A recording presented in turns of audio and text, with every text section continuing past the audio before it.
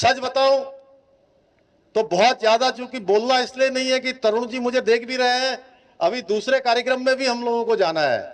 मैं आप सबके भाव देख रहा हूं, एक एक के चेहरे को मैंने पढ़ लिया है, और सच में मेरे मन में तरुण भैया सलेथिया जी, मैं आपको अग्रिम पहले ही बधाई दे रहा हूं कि आपकी बड़ी विजयश्री होने वाली है।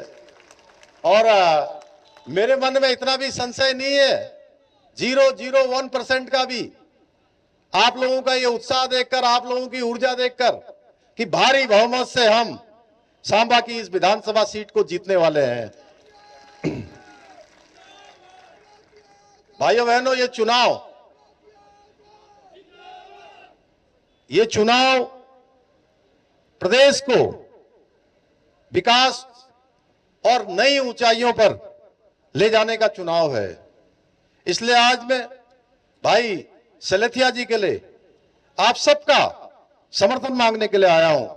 मुझे पूरा विश्वास है कि आप 1 अक्टूबर को कमल के फूल पर वोट देकर सांबा और पूरे जम्मू कश्मीर के अंदर इस बार डबल इंजन की सरकार बनाएंगे। भाइयों बहनों, श्यामा प्रसाद मुखर्जी जी ने, जिसके बारे में बहुत विस्तार से अभी हमारे राष्ट्रीय महामंत्री तरुण जी ने बहुत विस्तार से बताया कि उन्होंने जिसकी कल्पना की थी कि देश के अंदर एक विधान होगा, एक निशान होगा और एक प्रधान होगा, उसको साकार करने का काम किसी ने किया है तो भारत मां के लाल नरेंद्र मोदी जी ने किया है। भाइयों बहनों, आज हम आदरणीय प्रेमनाथ डेगरा जी को भी, उनका भी स्मरण करते हैं, जिस जम्मू कश्मीर के भारत में पूर्ण एकीकरण के लिए उन्होंने यहां पर आंदोलन शुरू किया था, उसे आदरणीय प्रधानमंत्री जी ने 5 अगस्त 2019 को धारा 370 को खत्म कर एकीकृत भारत के सपने को पूरा करके अंजाम तक पहुंचाने का काम किया। भाइयों बहनों, और जब हम बात करते हैं धारा 370 की, तो आप याद करिए, बहुत बार लगता होगा कि 2019 में धारा 370 समाप्त हो गई। यह आसानी से समाप्त नहीं हुई है। भाइयों बहनों, आप सबको पता है, जब जब धारा 370 को समाप्त करने के बाद हमारी पार्टी देश की आजादी के बाद से लगातार करती रही, श्यामा प्रसाद मुखर्जी के नेतृत्व में, उनके मार्गदर्शन में, तो तमाम प्रकार की आवाजें उठती थी कि धारा 370 समाप्त होगा तो जम्मू और कश्मीर के अंदर खून की नदियां बह जाएंगी, कत्लेआम हो जाएगा। भाइयों बहनों, आपने देखा 2019 में 5 अगस्त को वो दिन, ऐतिहासिक दिन आया, और जो कश्मीर और जम्मू का पूरी तरह से भारत में विलय हो गया, पूरी तरह से भारत एकीकरण हो गया, भारत का अभिन्न अंग बन गया। यहां भी वही विधान चलने लगा जो देश के अंदर विधान चलता है, यहां भी वही प्रधान हो गए जो वहां प्रधान है, यही एक ही ध्वज हो गया जो देश के अंदर ध्वज चलता है। भाइयों बहनों, एक छोटा सा मच्छर भी नहीं मरा। यह नरेंद्र मोदी जी का नेतृत्व, जिसने पूरे विश्व को आज भारत की तरफ ध्यान आकृष्ट कर दिया है। आप याद करिए, जब कश्मीर और जम्मू के अंदर धारा 370 थी तो कैसा कश्मीर होता था, यह मेरे मन में प्रश्न उठ रहा है। आप सब थोड़ा पुराने दिनों को याद करिए, मेरी माताएं बहनें बैठी हैं, आप देखते थे कैसे पत्थरबाज आ जाते थे। कोई गाड़ी रात में 6 बजे 7 बजे कहीं रुकती थी, या कहीं रास्ते में गाड़ी रोक देते थे।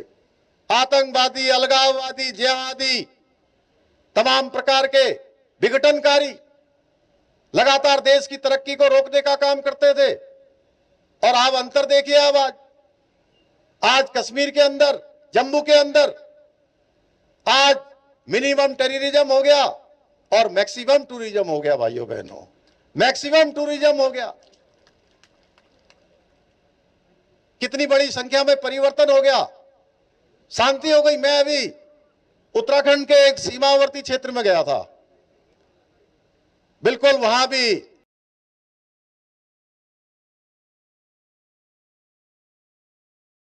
शिक्षण का वहां पर है।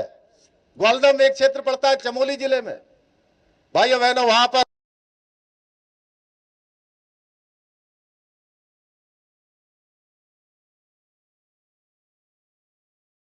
जम्मू और कश्मीर के इन सीमावर्ती क्षेत्रों में, बॉर्डर क्षेत्रों में, मैंने उनसे पूछा कि अब आपको क्या अंतर दिखाई देता है।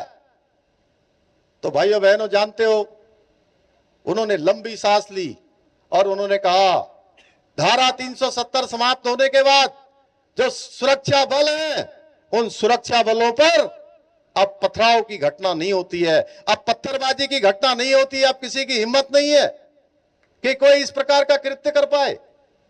यह बदला है जम्मू और कश्मीर। भाइयों बहनों, इस बार का जो चुनाव है, वो चुनाव बहुत ऐतिहासिक होने वाला है, क्योंकि आजादी के बाद पहली बार जम्मू और कश्मीर के लोग दो झंडों, दो संविधान के नीचे नहीं, बल्कि शान से हमारे तिरंगे के नीचे और बाबा साहब अंबेडकर जी के संविधान के आधार पर मतदान करेंगे।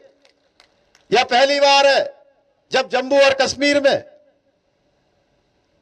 चुनाव धारा 370 के बिना हो रहे हैं, जिसका सकारात्मक प्रभाव हमने अभी 2024 का जो आम चुनाव, लोकसभा का चुनाव हुआ है, उस चुनाव में देखा है, जहां पहले मतदान केवल 10% होता था भाइयों बहनों, वहीं 2024 के लोकसभा चुनाव में कश्मीर घाटी में रिकॉर्ड 58% मतदान हुआ, जो ये दर्शाता है कि जम्मू और कश्मीर की जो जनता है, उसकी लोकतंत्र में गहरी आस्था है। भाइयों बहनों, आज आदरणीय प्रधानमंत्री मोदी जी के नेतृत्व में जम्मू कश्मीर में विकास की नई राह खुली है। आज शिक्षा का क्षेत्र हो, स्वास्थ्य का क्षेत्र हो, कनेक्टिविटी हो, इंफ्रास्ट्रक्चर को मजबूत करने की दिशा में अनेक काम हो रहे हैं, अनेक विकास की योजनाएं लाई जा रही हैं। केवल जम्मू क्षेत्र में ही 32,000 करोड़ से अधिक के विकास कार्य हुए हैं। आज घाटी में IIT, IIM, कई स्कूल कॉलेजों का निर्माण हुआ है। यही नहीं, बिजली के क्षेत्र में आत्मनिर्भरता के लिए 25,000 करोड़ से भी अधिक लागत से अनेक हाइड्रो प्रोजेक्ट्स बन रहे हैं। कश्मीर में 2022 के बाद ऑर्गेनाइज्ड रूप से जो ये घटनाएं होती थी, पत्थरबाजी की घटना एक भी नहीं हुई। अब युवाओं के हाथ में हथियार नहीं है, उनके हाथ में हुनर है, उनके हाथ में रोजगार है। 2019 के बाद से अब तक 30,000 से भी ज्यादा युवाओं को रोजगार मिल चुका है। साथ ही 2019 के बाद यहां 70,000 करोड़ से भी अधिक का विदेशी निवेश आया है। भाइयों बहनों, यह कोई सामान्य निवेश नहीं है। 70,000 करोड़ की धनराशि बहुत बड़ी धनराशि होती है, जिसमें 200 निवेशकों को जमीन दी गई है। 5 बड़े प्रोजेक्ट शुरू भी हो चुके हैं।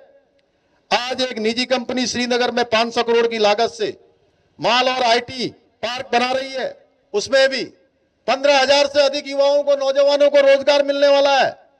इसके अलावा उद्यम रजिस्ट्रेशन पोर्टल लॉन्च होने के बाद यहां 2 लाख MSME यूनिट्स खुली हैं, जिनमें से 38,000 यूनिट्स को महिलाएं चला रही हैं। महिलाओं को रोजगार से जोड़ने का काम हमारे प्रधानमंत्री जी के नेतृत्व में पूरे देश के अंदर हो रहा है। उसमें भी कश्मीर और जम्मू उनकी प्राथमिकता में है। भाइयों बहनों, आपको याद होगा कैसे बाबा अमरनाथ की यात्रा के समय में आतंकवाद का साया रहता था, और अब भयमुक्त होकर 5 लाख से भी अधिक श्रद्धालुओं ने सुरक्षित और भयमुक्त तरीके से बाबा अमरनाथ के दर्शन किए हैं। भाइयों बहनों, ये नया जम्मू और कश्मीर है। आज घाटी में रात में थिएटर खुल रहे हैं, ताजिया के जुलूस निकल रहे हैं। ये वो नया जम्मू कश्मीर है जिसका हमको कई सदियों से इंतजार रहा है, कई दशकों से जिसका इंतजार रहा है। ये वो नया जम्मू कश्मीर है जिसके लिए आदरणीय श्यामा प्रसाद मुखर्जी जी ने अपना बलिदान दिया। ये मोदी जी का नया कश्मीर है, जहां लाल चौक पर पाकिस्तान का झंडा नहीं, बल्कि भारत का तिरंगा शान से लहराता है। भाइयों बहनों, आज प्रधानमंत्री आदरणीय मोदी जी के नेतृत्व में भारत विश्व गुरु बनने की ओर अग्रसर है। आज भारत दुनिया की 5वीं सबसे बड़ी अर्थव्यवस्था बन गया है। आने वाले सालों में 3रे नंबर की अर्थव्यवस्था बनने के लिए हम तेजी से आगे बढ़ रहे हैं। आज दुनिया के अंदर कोई घटना होती है तो पूरी दुनिया भारत के रुख का इंतजार करती है। ये नया भारत बनाने का काम हमारे प्रधानमंत्री मोदी जी के नेतृत्व में हो रहा है। भाइयों बहनों, जो पाकिस्तान कभी हमें आंखें दिखाया करता था, आज भारत की ओर आंख उठाने की हिम्मत नहीं कर सकता है। यही नहीं, मोदी सरकार ने गरीबों के लिए, पिछड़ों के लिए अनेक काम किए हैं। आप सब जानते हैं, किसान योजना हो, उज्ज्वला योजना हो, जनधन योजना हो, आवास योजना हो, आयुष्मान भारत योजना हो, मुफ्त राशन योजना, इसके अनेक प्रमाण में बोलते जाऊंगा तो मुझे लगता है कि ये योजनाएं इतनी है कि इसमें थोड़ा समय बहुत कम हो जाएगा। भाइयों बहनों, हमने 10 वर्षों में आदरणीय मोदी जी ने कई महत्वपूर्ण निर्णय लिए हैं। भाजपा जो कहती है वह हर हाल में करती है। अभी मैं बहुत ज्यादा न कहते हुए केवल इतना आपको याद दिलाना चाहता हूं, मैं अभी सुशील कुमार शिंदे जो मनमोहन जी की सरकार में गृह मंत्री होते थे, वह भी कह रहे थे कि मैं कश्मीर लाल चौक जाने से डरता था। भाइयों बहनों, एक होम मिनिस्टर रहे हुए व्यक्ति इस प्रकार की बातें करते हैं तो आप समझ सकते हैं कि आज अगर कांग्रेस के शहजादे भी अगर कश्मीर के अंदर आ पा रहे हैं, जा पा रहे हैं, तो इसका श्रेय भी किसी को जाता है तो हमारे प्रधानमंत्री मोदी जी को जाता है। भाइयों बहनों, ऐसे अनेक काम मोदी जी के नेतृत्व में हुए हैं। भाइयों बहनों, हमारी पार्टी ने यहां के लिए जो संकल्प पत्र अपना प्रस्तुत किया है वह आप सबके सामने है। अभी इस प्रकार की बातें करते हैं कि पाकिस्तान के साथ व्यापार खोल देना चाहिए, वार्ता शुरू कर देनी चाहिए, आतंकवादी, अलगाववादी, पत्थरबाजी और उग्रवादी घटनाओं में जो जेलों में बंद है उनको छोड़ दिया जाना चाहिए। भाइयों बहनों, ये केवल मेरा प्रश्न नहीं है, ये प्रश्न हमारा हम सबका है। ये जम्मू और कश्मीर के लोगों का प्रश्न है। चीची माता के प्रांगण में रहने वाले उनके बेटे बेटियों के लिए प्रश्न है कि क्या शंकराचार्य पर्वत का नाम सुलेमान पर्वत रख दिया जाना चाहिए? आप बताइए भाइयों बहनों, इस प्रकार की सोच नेशनल कॉन्फ्रेंस, अब्दुल्ला और पीडीपी और कांग्रेस पार्टी की है। भाइयों बहनों, इसलिए समय है, ये समय है इतिहास रचने का। और मैं भली भांति आश्वस्त हो चुका हूं कि आप सब लोग इतिहास रचने जा रहे हैं। मां चीची के आशीर्वाद से आप इतिहास रचेंगे और हमारे भाई सिलेथिया जी ये भारी बहुमत से जीतेंगे। और मैं देवभूमि उत्तराखंड से आया हूं, जहां से मां गंगा निकलती है, यमुना जी निकलती हैं, चारों धाम है, आदि कैलाश है। उनका आशीर्वाद भी सिलेथिया जी के लिए लाया हूं कि उनके आशीर्वाद से सिलेथिया जी भारी बहुमत से जीतेंगे। लेकिन मैं आप सबसे निवेदन करना चाहता हूं कि आज जितना जोश और उत्साह, जितनी ऊर्जा आज आप सब लोगों ने दिखाई है, चौराहे चौराहे से माताओं बहनों ने जिस प्रकार से आज सिलेथिया जी को अपना आशीर्वाद दिया है, अब रुकना नहीं चाहिए। ये रुकना नहीं चाहिए 1 अक्टूबर तक, जब तक कि मतदान पूरा ना हो जाए। और 1 अक्टूबर के दिन प्रातः काल सुबह उठ के सबसे पहले आपने पहले मतदान करना है और मतदान करने के बाद फिर जलपान करना है। और अपना मतदान करने के बाद अपने जानने वाले, पहचानने वाले, नातेदार, रिश्तेदार, दूर के मिलने वाले, नजदीक के मिलने वाले, बड़े बुजुर्ग, हर एक को कहना है कि कमल के फूल वाले बटन पर जाकर अपना मतदान करना है। और कमल के फूल वाला बटन इतना दबा देना है, इतना दबा देना है, दबाते जाना है, दबाते जाना है, दबाते जाना है। और शाम को 5 बजे तक या 6 बजे तक, जब भी जितने बजे तक यहां मतदान होगा, उस बटन को इतना दबा दीजिए कि वो बटन उसके बाद अंतिम मतदान होने के बाद अंदर चला जाए। और जिस दिन मतगणना हमारी होगी उस दिन उस मशीन में से, ईवीएम में से इतने कमल निकाल दीजिए, इतने कमल निकाल दीजिए कि दीपावली से पहले ही सांबा में भी दीपावली हो, जम्मू और कश्मीर के अंदर भी दीपावली हो। मैं आप सबसे यही निवेदन करने के लिए आया हूं। मुझे पूरा विश्वास है कि आप सब एक एक मत देकर यहां इतिहास रचने का काम करेंगे। इतना ही आप सबसे निवेदन करते हुए मैं अपनी बात को समाप्त करता हूं। बहुत बहुत धन्यवाद। जय हिंद, जय भारत।